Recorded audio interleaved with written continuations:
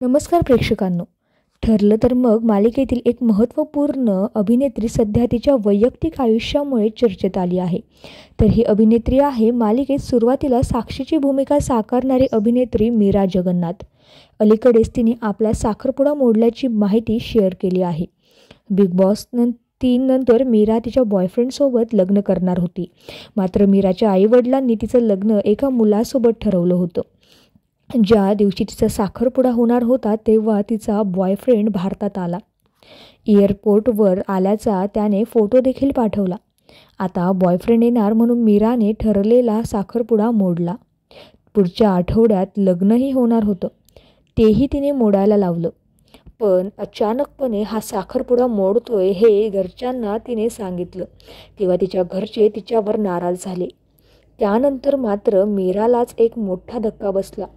मीरा तिच्या बॉयफ्रेंडला भेटायला मुंबईत गेली तेव्हा मात्र तो गायब झाला होता. त्यावेळी प्रेमातला हा वेडेपणा तिला चांगलाच भोवला, असा खुलासा मीराने केला आहे.